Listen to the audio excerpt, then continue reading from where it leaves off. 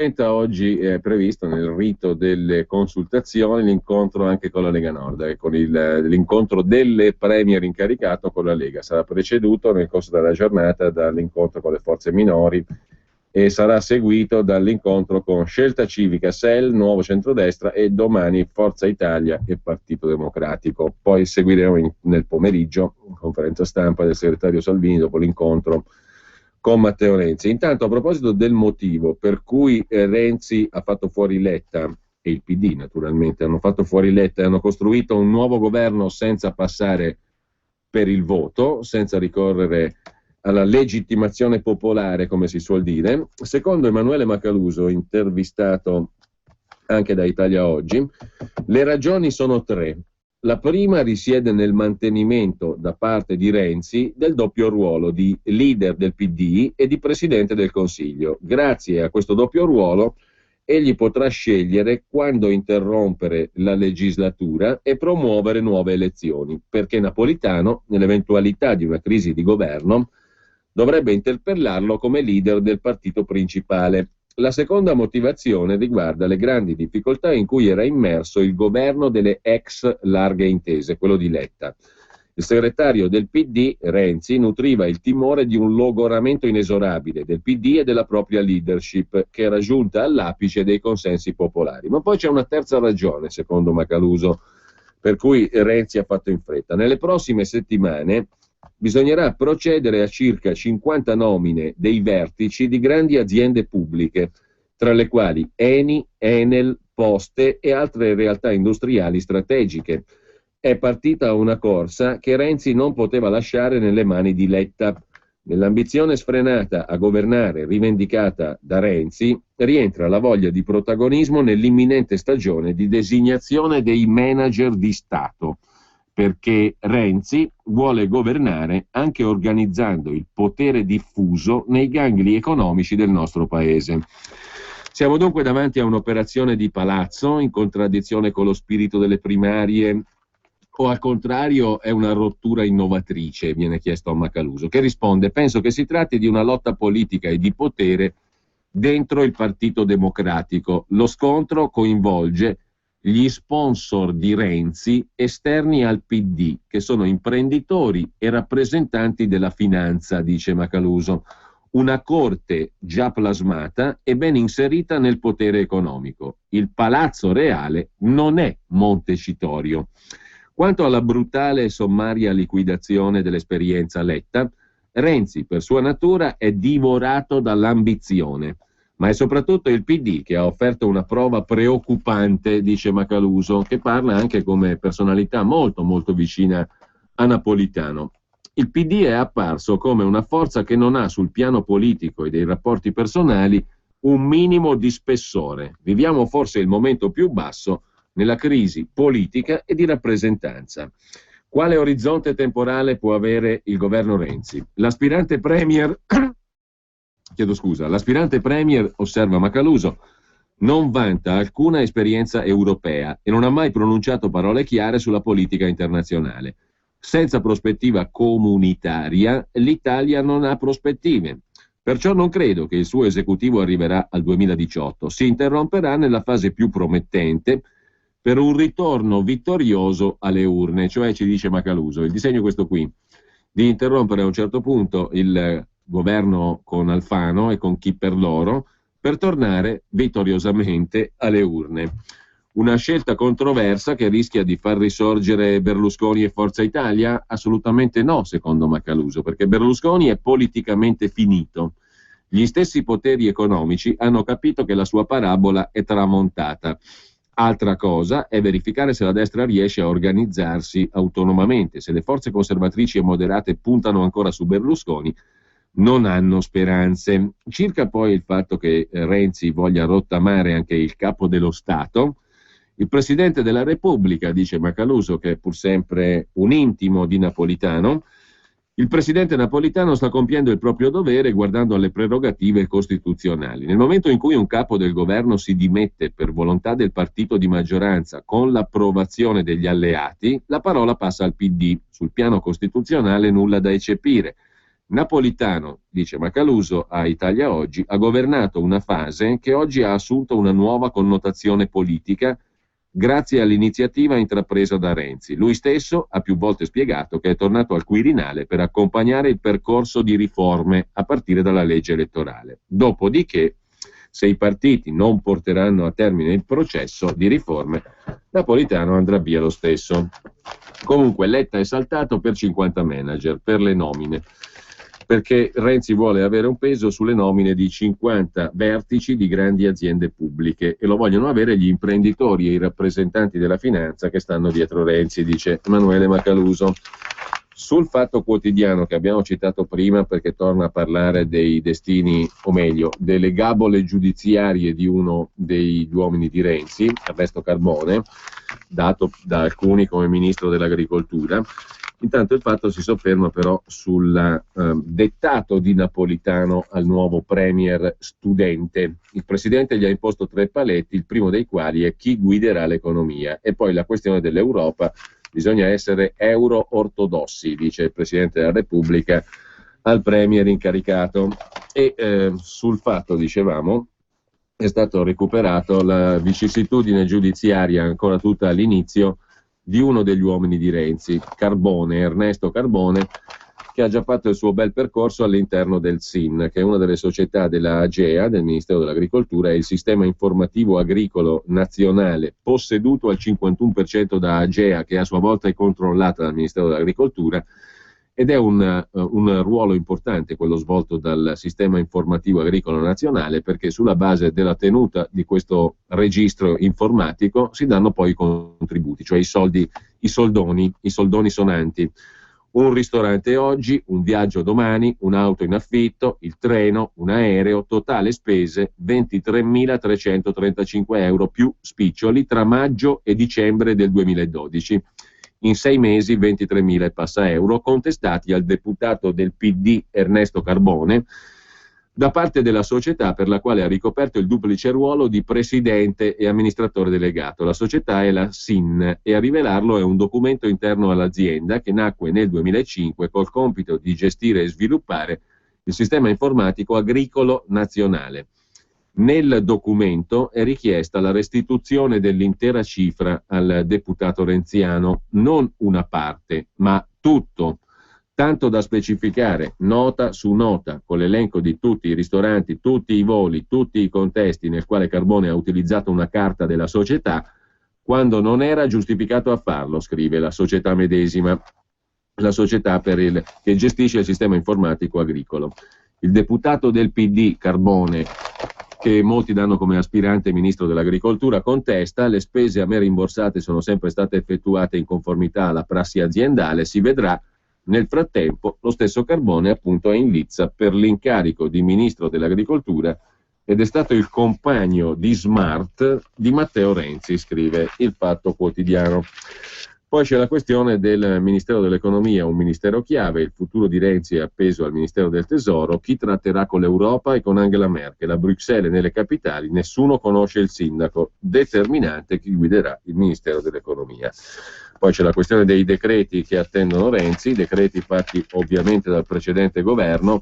La Camera dei Deputati forse si occuperà anche del taglio dei finanziamenti ai partiti, l'abolizione del finanziamento pubblico è in aula domani, ma dal PD si prende tempo, si può fare una legge migliore, non c'è fretta, e rischia anche il decreto cosiddetto Salva Roma, quello che per l'ennesima volta stabilisce provvidenze per la capitale d'Italia. Piccola pausa e poi cambiamo argomento, perché oggi è la giornata, non ne trovo ancora risalto e notizia e eco sull'agenzia ANSA di stamani, però oggi è la giornata della manifestazione dei piccoli imprenditori, dei piccolissimi imprenditori, artigiani e commercianti scesi a Roma. Più di 30.000 partite IVA e numeri da spavento anche per quanto riguarda la Lombardia. Il popolo dei produttori è in difficoltà. Ogni giorno chiudono in Lombardia 172 imprese, ogni giorno, e fallisce un'impresa ogni ora. Sono 2 dati distinti, un fallimento di impresa ogni ora e 172 aziende che chiudono i battenti ogni giorno.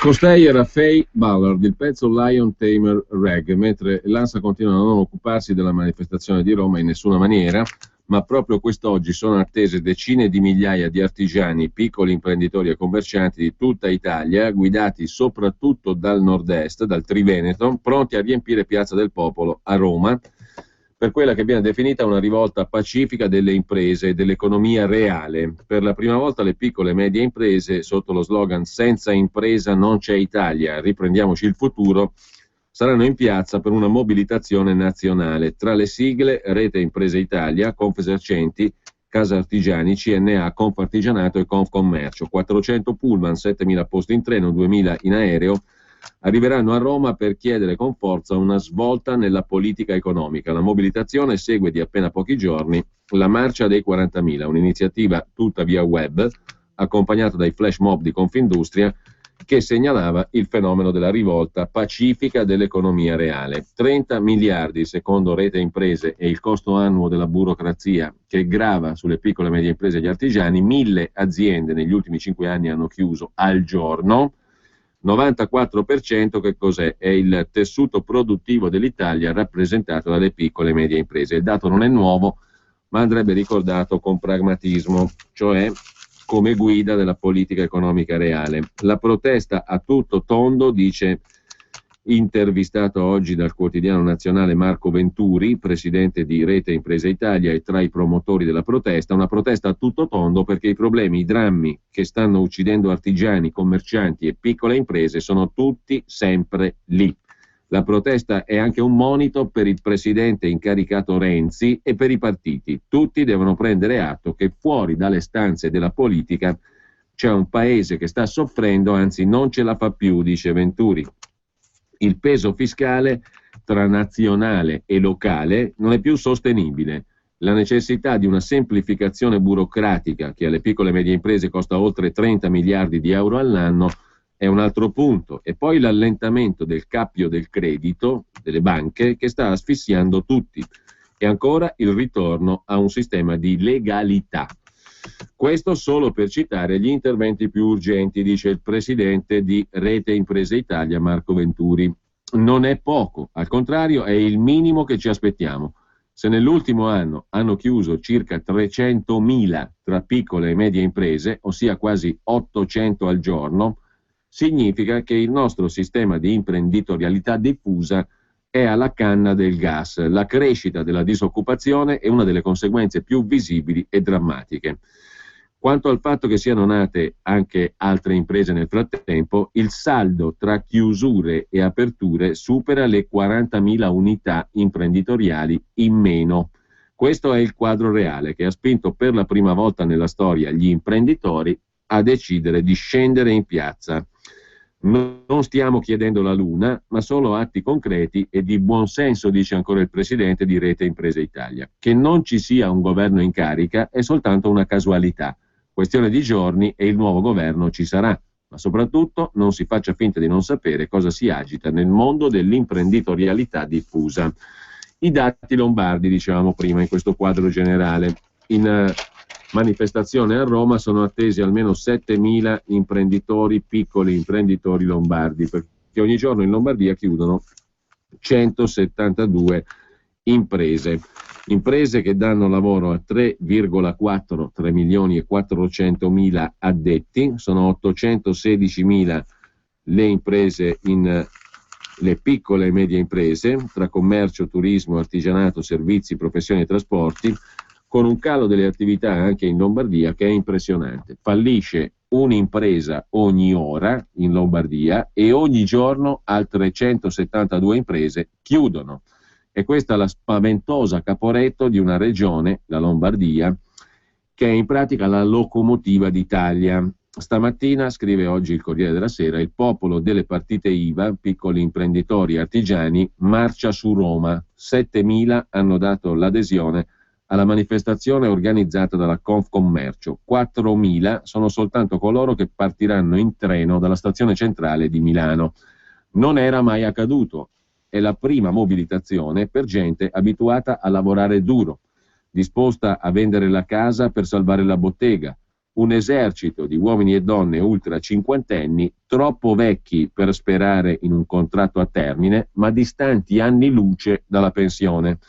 Questo popolo delle partite IVA in fibrillazione, che ha rotto gli indugi ed è deciso a far sentire la propria voce, in modo nuovo, in massa, in corteo, muove ogni giorno 3 milioni e 345 mila addetti, un terzo dell'intera popolazione lombarda.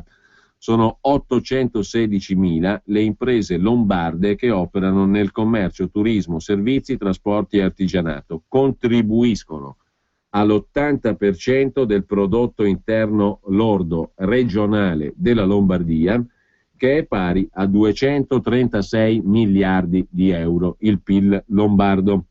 Il popolo delle partite IVA ha retto il colpo anno dopo anno, ma 6 anni di crisi sono arrivati a pesare sempre di più, come macigni, e hanno schiacciato anche loro, frantumando i sogni e le speranze.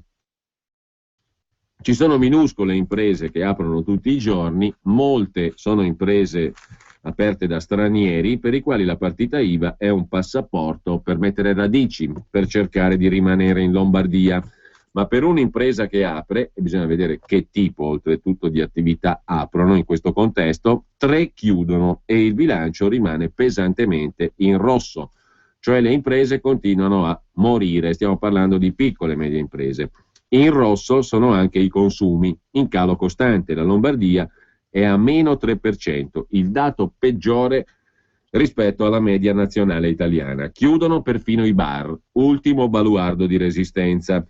Oggi a Roma, dice Carlo Sangalli, presidente Confcommercio Lombardia, non ci sarà una delle tante manifestazioni di protesta. Per la prima volta nella storia di questo paese, in piazza ci sarà il popolo dei piccoli e medi imprenditori, esasperati dalla crisi e dalla mancanza di risposte efficaci da parte della politica. La misura è colma, è necessario prendere presto e bene la strada delle riforme economiche, a cominciare da quella del fisco, abbassare subito le aliquote IRPEF di almeno 1 punto percentuale per ridare ossigeno a imprese e famiglie, visto che senza consumi l'economia non può ripartire, e poi procedere col taglio dell'IRAP, che penalizza le aziende che assumono.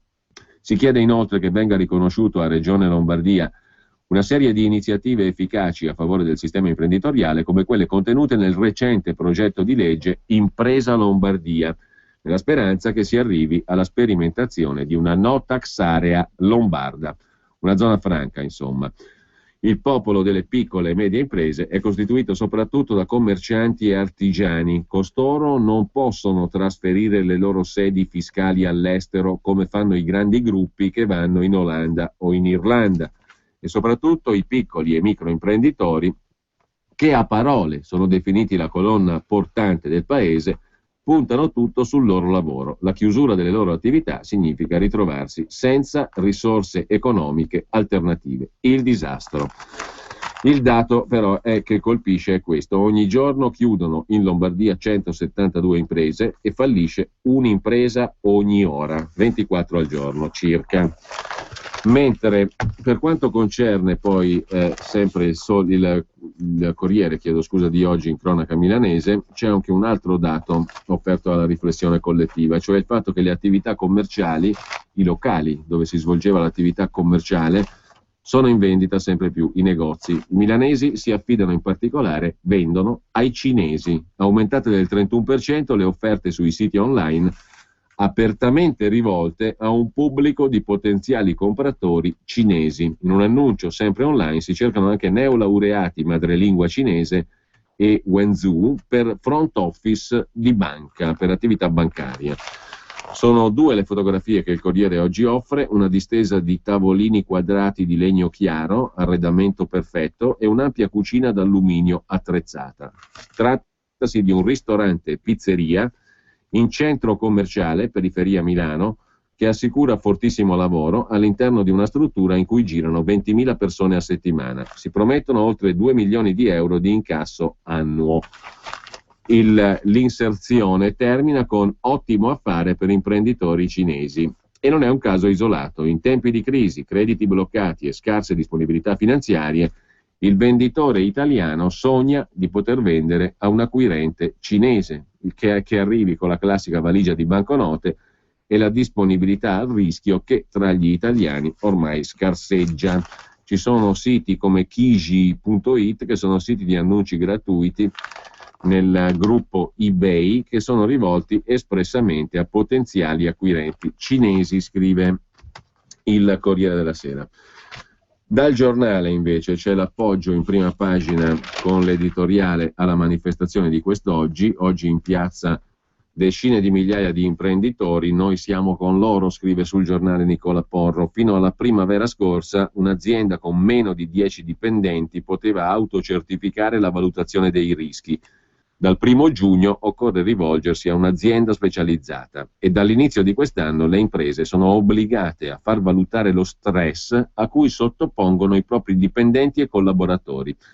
Un contadino che usa il gasolio agricolo ha un gradino in più nella trafila, un barista che voglia assumere un apprendista deve riempire scartoffie per il percorso formativo e poi, se dopo 3 anni non lo assume, deve pagare una tassa per licenziarlo, come se fosse un dipendente della Fiat.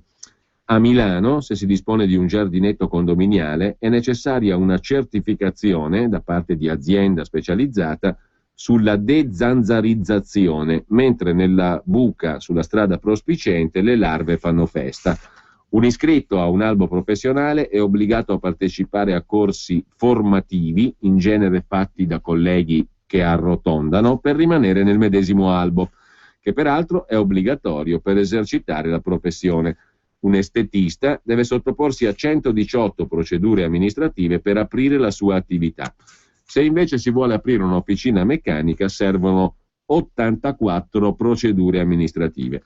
È una lista disordinata, potremmo continuare all'infinito, scrive Nicola Porro, ma viene da chiedersi come mai ci siano ancora imprenditori in Italia. L'idea di base è che imprenditori e partite IVA siano lestofanti o cretini e che dunque la burocrazia, lo Stato, debba controllare, normare, legiferare, bollinare. In Italia c'è un imprenditore ogni 4 famiglie e per il 95% dei casi si tratta di piccoli imprenditori. Veniamo trattati come minus habens. Ciò che non viene prelevato dalle tasse viene concesso ai burocrati, che rispondono a leggi fatte da essi stessi. Il ministro dell'economia uscente, Saccomanni, burocrate, 2 giorni fa ha detto che l'Italia, ostaggio della burocrazia, è una balla, non è vero. Certo, commenta Porro, mica poteva autodefinirsi rapinatore. L'Italia è spaccata in 2, c'è chi fa e c'è chi regola. Il primo viene pagato dal suo lavoro e dai suoi successi, e il secondo pure, cioè viene pagato dal lavoro e dai successi del primo. Oggi ci saranno in piazza 40.000 imprenditori raccolti da Rete Imprese Italia per urlare, con la consueta educazione, la loro insofferenza per una classe dirigente che a parole sotto elezioni fa finta di capirli, in Parlamento gli vota contro e noi siamo con loro, scrive Porro in prima pagina oggi su Il Giornale. E a proposito di prime pagine e di primi piani, c'è anche da segnalare sul Giorno, in cronaca locale lombarda, l'intervista di Rossella Minotti al presidente della regione Lombardia Maroni sulla questione dei rapporti con il Canton Ticino per ciò che concerne i frontalieri, l'incontro a Varese per scongiurare la perdita dei ristorni, cioè quello che la Svizzera poi manda come contributi e non trattiene in loco come tasse, li rimanda in Italia. C'è il rischio che i lavoratori paghino doppie tasse nella Confederazione e in Italia. Per questo vogliamo sedere al tavolo delle trattative, dice il presidente della regione Lombardia. A proposito di cronaca lombarda, c'è un resoconto di verbale di interrogatorio oggi su Repubblica, e il verbale di interrogatorio è quello di Patrizio Mercadante, ex dirigente dell'assessorato ai servizi sociali del Comune di Milano e stretto collaboratore dell'allora assessore ai servizi sociali nella giunta Moratti, Mariolina Moioli. Ero il suddito della Moioli perché volevo fare carriera anch'io, racconta l'ex dirigente comunale che è finito rinviato a giudizio. Il suo verbale, entra nell'inchiesta sui fondi elettorali. In pratica, l'ex assessore Mariolina Moioli, proveniente dal mondo cattolico cislino bergamasco, è indagata con l'accusa di aver usato i fondi comunali destinati agli anziani e ai minori per finanziare la propria campagna elettorale, mentre il suo ex braccio destro, il dirigente comunale Mercadante, ha raccontato ai magistrati come si decidevano gli appalti e la destinazione dei fondi. Nel nuovo filone dell'inchiesta della Procura e della Guardia di Finanza è indagata appunto anche l'ex assessore Moioli con l'accusa di aver usato fondi destinati al welfare, cioè a minori e anziani, per la propria campagna elettorale. Ero il Valvassino, ha detto in procura, interrogato l'ex dirigente Mercadante, collaboratore dell'assessore Moioli.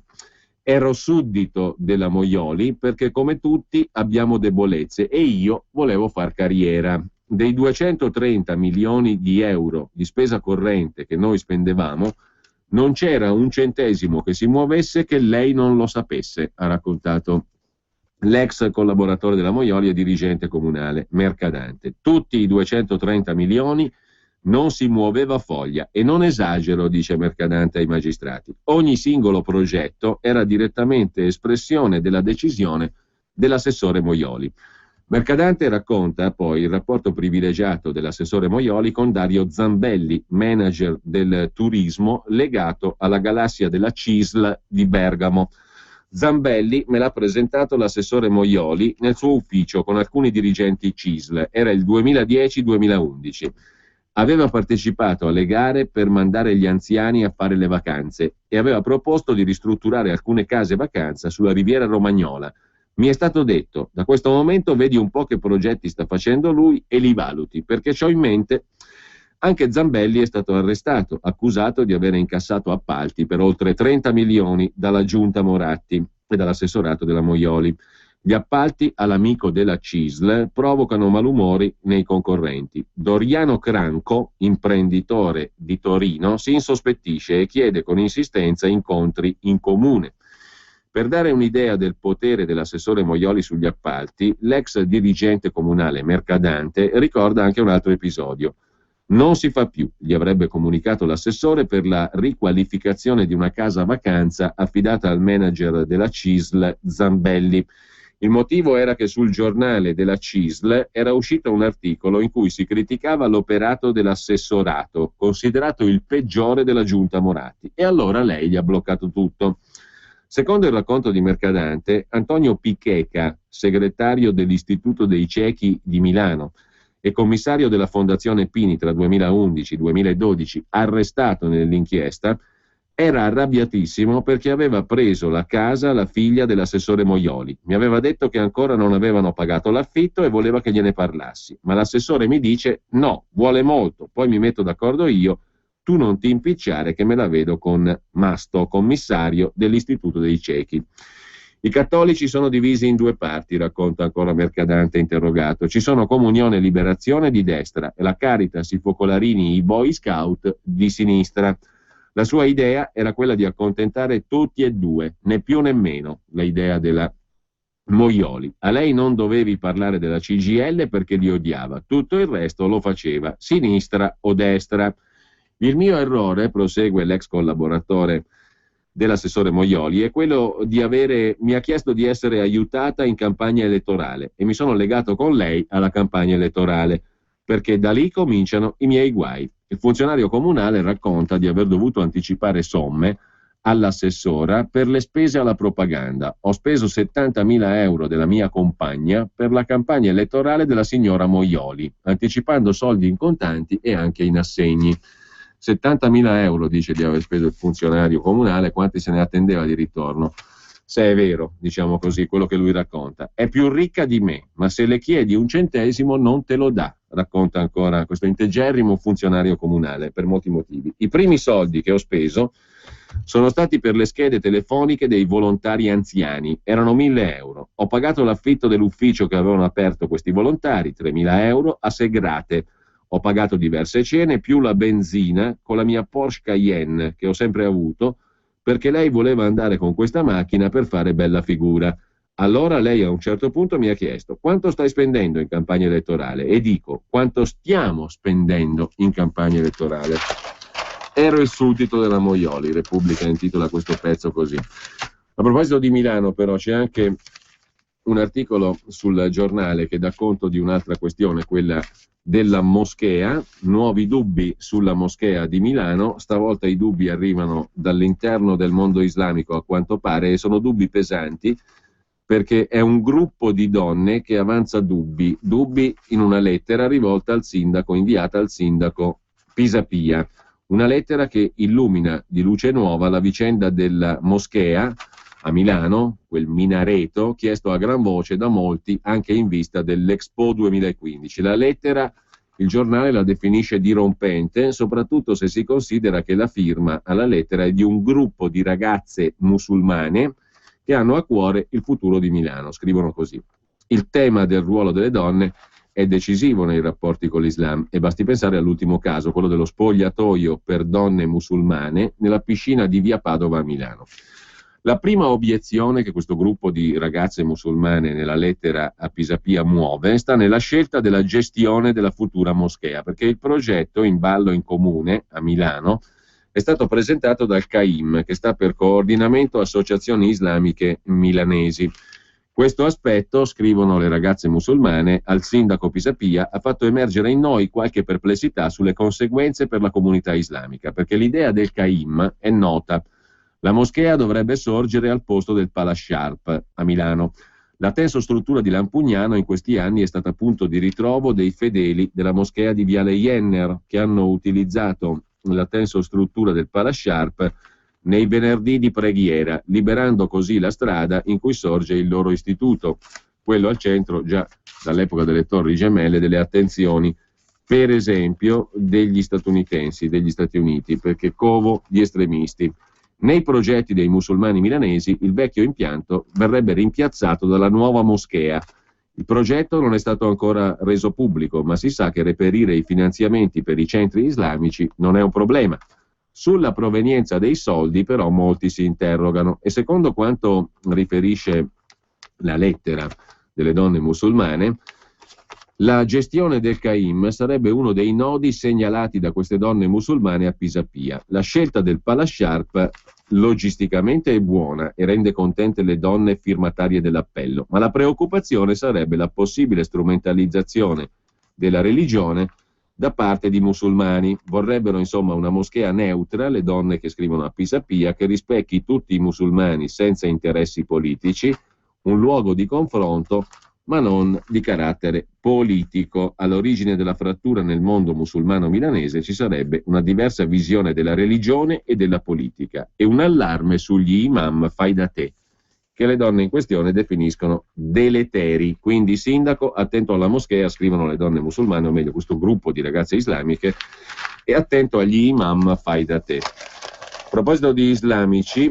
a San Giuliano Milanese, invece, alle porte di Milano, un gruppo di islamici che si è detto minacciato dalla Lega Nord ha scritto niente meno che a Papa Francesco, individuato come il giusto interlocutore. Aiutaci a riaffermare la libertà di religione, scrivono gli islamici di San Giuliano. La comunità islamica locale ha indirizzato al Vaticano una lettera per scongiurare il rischio che la sede dell'associazione islamica Sabbil possa chiudere i battenti dopo 10 anni di attività sul territorio. La questione è stata innescata dalla Lega Nord, che ha sottolineato che la religione musulmana è anticostituzionale, tra le altre cose perché postula la superiorità dell'uomo sulla donna. La proposta verrà discussa questa sera in Consiglio Comunale, ma gli islamici hanno avuto la bella idea di segnalare il tutto a un interlocutore che ritengono particolarmente sensibile, vale a dire il Papa.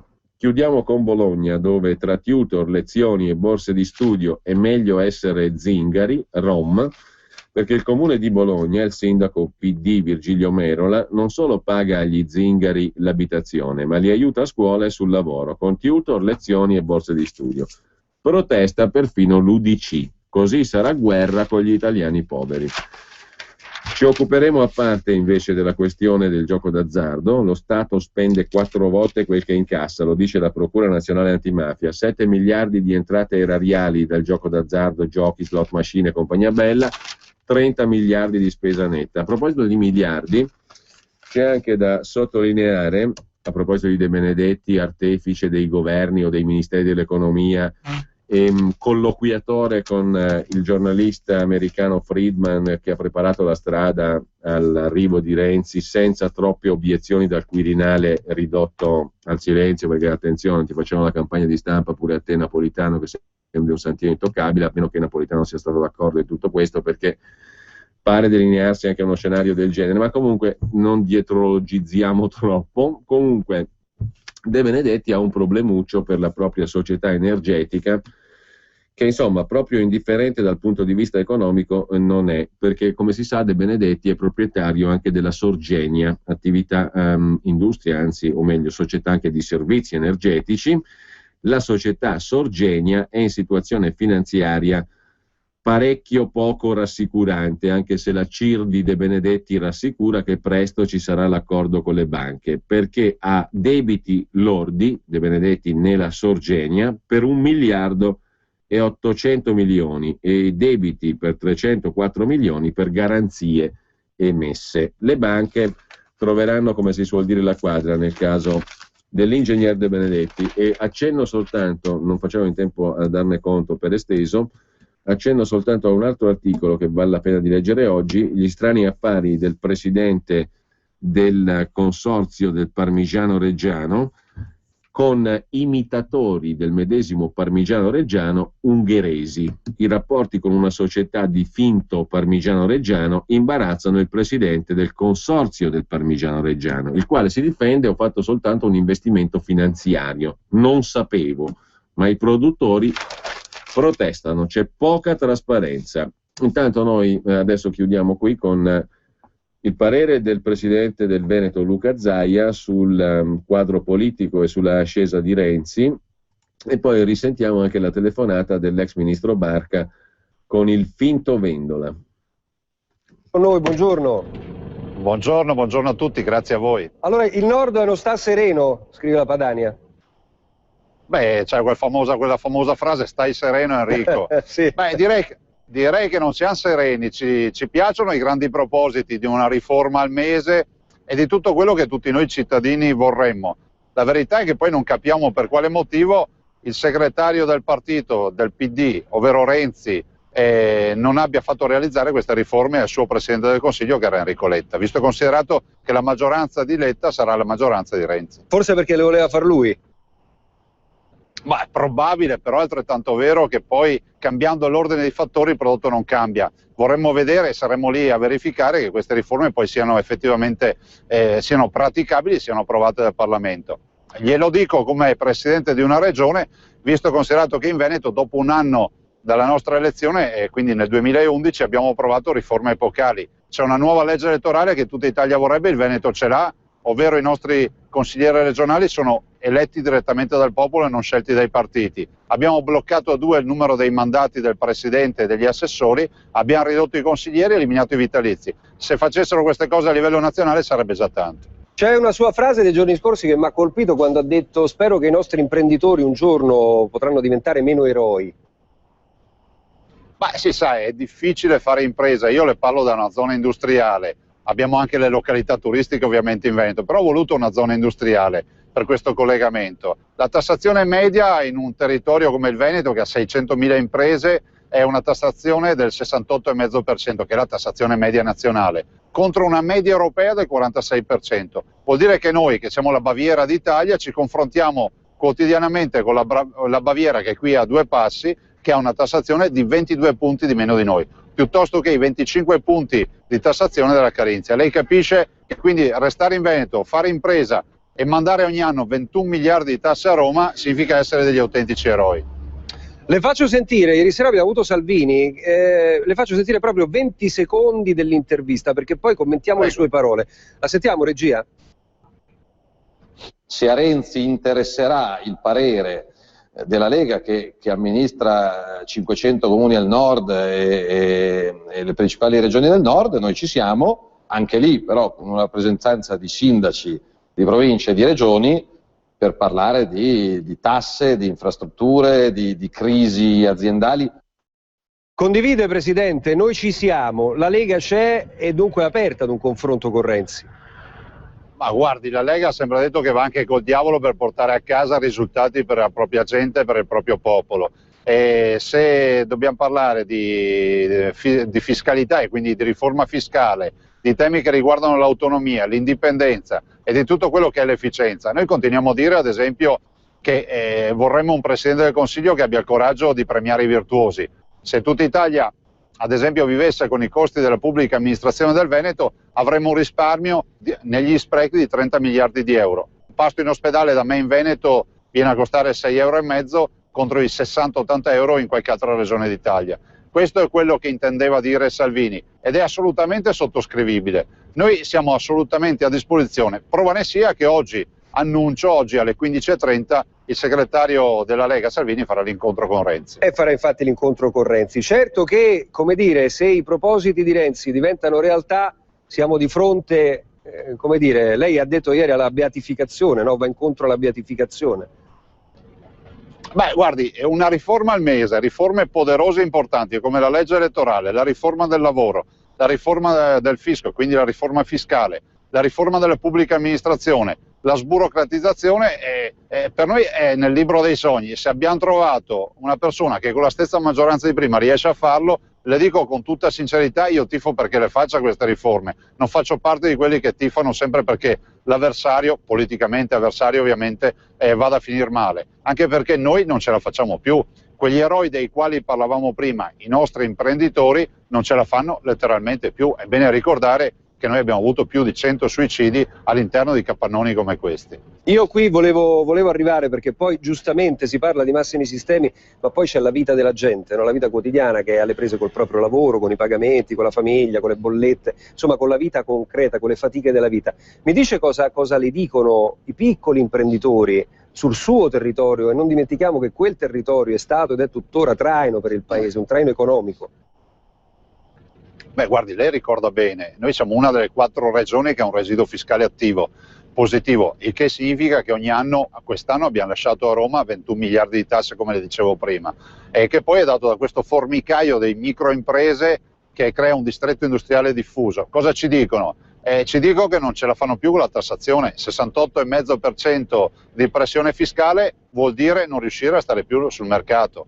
E tecnologia, innovazione, ricerca. Hanno il problema della burocrazia, una burocrazia asfissiante che non permette più di fare impresa. C'è il problema del cuneo fiscale, i nostri lavoratori sanno benissimo che costano all'impresa 1,5 volte in più rispetto a quello che loro guadagnano. Quindi se guadagnano 1.000 euro al mese, il costo aziendale sarà di 2.500 euro. La necessità comunque di avere un paese che sia un paese proiettato verso la modernità e non verso la preistoria come accade oggi. E allora, nelle prossime ore l'incontro della Lega con il premier incaricato Renzi per le consultazioni. Presidente, io la ringrazio, sempre un piacere averla con noi. Grazie a voi, grazie. Buon lavoro.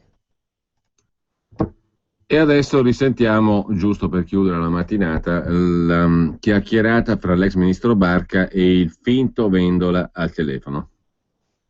Sono sotto una pressione, Nichi, che è crescente, ma come dire, io non ci penso proprio, tanto per essere chiaro, ma proprio.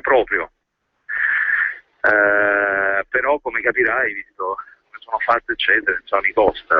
Non ho mandato, ho parlato con Graziano, pensavo 48 ore fa di averla stoppata con una cosa molto, mi senti? Sì, ti sento Con una cosa a Graziano molto precisa. Quindi ho spiegato che, come dire, nel mio ruolo, io sono un dirigente dello Stato, insomma, penso che per quello che hanno combinato e per il modo in cui hanno combinato questa cosa, come dire, paradossalmente se fallisce anche questo è un disastro, però non possono pretendere che le persone facciano violenza ai propri metodi, ai propri pensieri, anche alla propria cultura, e quindi che io avrei dato il massimo contributo dal mestiere che faccio. Sono stato proprio chiarissimo, ho detto sei stato chiarissimo, dico, evitiamo che adesso nasca una cosa nella quale vengo forzato, io non sono uno che face, anzi più forzate.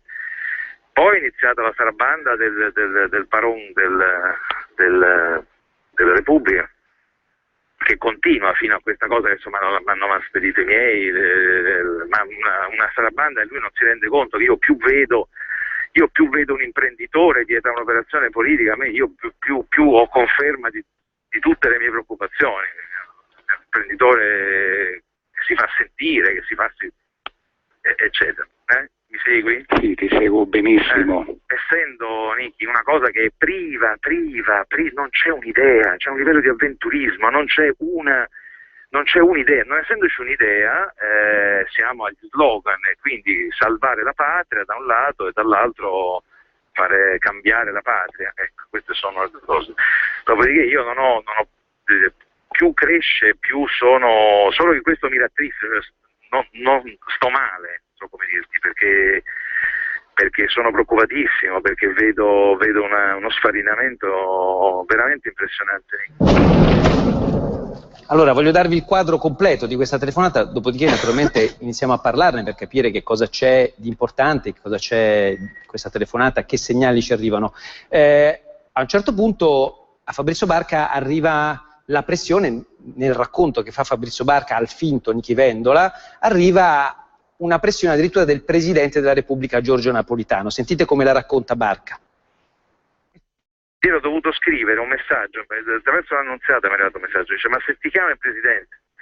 Ho dovuto mandare un SMS che è scritto così, dico, per la mia persona, per me stesso, per il mio partito dall'ego, per il contributo che posso dare a qualunque governo come mio dovere da direttore generale dello Stato, e per i rapporti con il Presidente a cui molto tengo, ti prego di non farmi arrivare nessuna telefonata. Più chiaro di così. L'insistenza dà il segno della loro confusione, disperazione. Ma Matteo ti ha detto qualcosa in particolare? Lui no. Tra l'altro, in tutto questo non capendo neanche le persone, perché mi chiami, è ovvio che io vengo, ci vediamo mezz'ora, ti spiego in 5 minuti, no, senza farti troppi preamboli, e poi ti do anche quel consiglio, perché poi io sono così, come dire, penso che sia, ti ripeto, il mio dovere 2 volte come persona che è politico e come persona che è amministratore dello Stato di darti le idee, giusto? No, tutto questo attraverso terzi, quarti, quinti, un imprenditore. In effetti sono sbigottito, ma l'imprenditore al quale avevi accennato chi è? Perché adesso non vorrei... no, il padrone della Repubblica. Adesso c'è stato pure il clacson. No, il padrone della Repubblica. Ah, ecco, allora avevo capito bene. Continuamente, con una forza in diretto di SMS, attraverso un suo giornalista, e attraverso adesso questa cosa che hanno lanciato mezz'ora fa di chi vorresti il ministro dell'economia, dove io ho la metà dei consensi, capito? Sono tutti incredibile. Leciti, per carità, leciti, mica niente, però insomma... È incredibile, va questo bene. Questo è il modo di scegliere, di forzare, di scegliere, di discutere. E non una volta, attento, e ti senti bene, così sta ancora peggio, poi ci salutiamo. Non una volta chiedendomi: ma se lo fai cosa fai? E io ti dico che faccio una patrimoniale da 400 miliardi di euro perché secondo me va fatta, che mi rispondi? Va bene? Capisci la follia? Penso che in tutta questa vicenda, oltre all'irresponsabilità politica, ci sia anche un elemento disumanizzante, cioè il metodo è contenuto oltre certi livelli, no? Tutto questo è avvenuto con irresponsabilità e dei modi, con un livello di personalismo, con un passaggio all'io, come è stato notato. E funziona così, purtroppo. Che ha assunto ha assunto delle misure in questa vicenda che sovraccarica di aspettative. Tra l'altro, la cosa è seria, al di là appunto della cosa risolta, per cui risolta nel senso che poi per me ci sto male, no? È risolta. Il problema è un altro, ma tra 30 giorni, quando si capisce che non c'è niente, il paese sta di testa.